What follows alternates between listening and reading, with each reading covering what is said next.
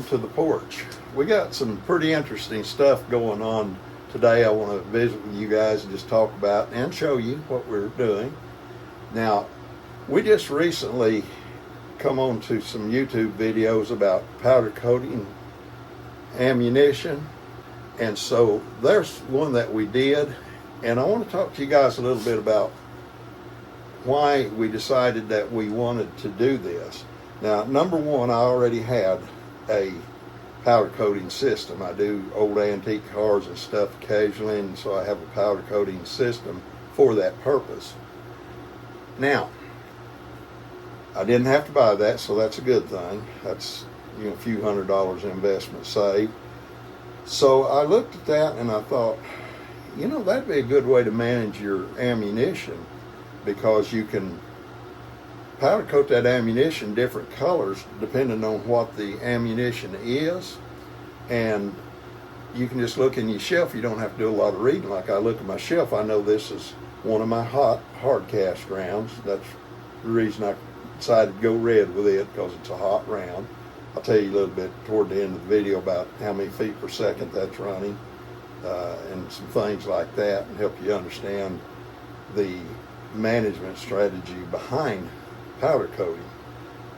Well, let me go ahead and talk a little bit about that, the management part of it. I want to say this right quick. My wife and I both have been managing since we were really young, and so our lifestyle is to manage it, pretty much everything in our lives. And the powder coating thing, to me, was a good way to manage that system. If I paint this red, I know it's the really hot round, and I have a certain purpose that I use that round for. Now I have some rounds that I'm going to be using for just target practice, range ammunition, and I'll probably paint it something like a Ford blue or something like that. And then when I look at my cabinet, I see the red, I know what I can do with it, and I see the blue, I know that's my target ammunition. That's just part of easy management of ammunition. Now, I don't know about everybody that loads, but sometimes if I don't manage this stuff, I can forget what kind of a load it is, but that color will tell me what it is. So that kind of explains part of the reason for powder coating. But here's another reason for it. I found out that the powder coat will help you keep from leading the barrel. Now with hard cast, that's probably not too likely, but anyway, they say you don't have to clean your gun as often, at least the barrel of it, because this powder coat will keep it from leading the barrel. They say you don't have to gas check these things, and I've done a little research on that, and that looks like it's true. So that helps a whole lot. That's a good reason for powder coating. But here's another reason. It may be the primary reason that I did this. This particular cartridge, and it is a hand-loaded cartridge, when it go up in my Kimber 10 millimeter, that lead point would slow it down just enough that it didn't feed good. Every once in a while you'd have a feed issue. Not much, but you would. And they say that this powder coating is a lot slicker. And it is. I know that because I've got enough experience with it to know that. So I loaded some of these and shot them out of my Kimber, and no failures at all, because they'd go in there better. They wouldn't hang up. So that's a big part of that, just to make better ammunition. But having said all that, I want to go into the powder coating system. I filmed a little of this, and I want to show you guys a little bit of what we've learned, because I've never powder coated projectiles before. And there was a little bit more of a learning curve to that than I really thought there would be. Nonetheless, we worked it out. Now, the first ones that I powder coated of these things, they looked awful. And they really didn't look like they'd function through the gun good, because they didn't look even to me, because they weren't even. But we worked through that, and we're going to talk to you guys a little bit as we go through there about what we did to change that, and what the mistakes were, and things we've learned. So having said all that, guys, let's go ahead and move into the rest of the video. And like I said, hang out toward the end, because I'm going to give you some information about bullet or ammunition management that will help you. Okay guys, let's get on into the rest of the video.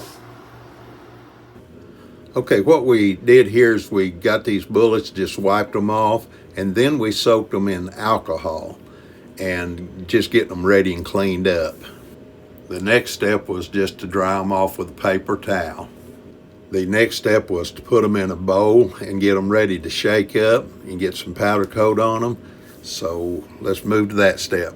Now we've got them shook up and powder coated and ready to go to the oven. We baked these off at 400 degrees for 20 minutes. As you can see, these didn't turn out very good. They're all mottled up, so it's back to the drawing board.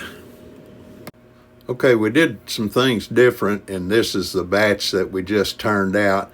Instead of using alcohol, we used mineral spirits to clean them with and make sure they didn't have any of that alcohol residue on them. I think that's what happened to the first batch. But anyway, we also put them in our brass tumbler with some powder coat and let them tumble for 10 minutes in the brass tumbler, and the results came out really good. Okay, I want to summarize the powder coating video and kind of lock down where we're at right now. This powder coating thing is a new thing for us. Of course, I've already said that, but there's going to be some learning curves in it. Now, we had some heat problems with the baking the stuff off and some things like that, and we're going to do another video a little later on. I'm going to go over that once we fine tune it. I'm not there yet, but we would like to be able to use this powder coating with different colors to help manage our ammunition, and I think it's going to work real well as the being able to protect the barrel of our gun a little bit better from leading, and maybe at least on the 10 millimeter ammunition and maybe the 45 ACP not have to do any gas checks on them. And that's all still stuff we're studying on, trying to figure out. But once we get it all laid out, we're going to come back and do another video on it. So again, we're pretty excited about it, and we hope this information will help you guys a little bit. Again, I didn't have much luck with using alcohol to clean those things, and I didn't have much luck with just tumbling them in a plastic bowl. Had a lot better luck with running them through my brass tumbler, and so I'll show you guys that system again once we tune it up and make it work better. It's just not where I want it to be right now. But anyway, we here at the Porch love you guys. We appreciate you watching. May God bless and have a good day.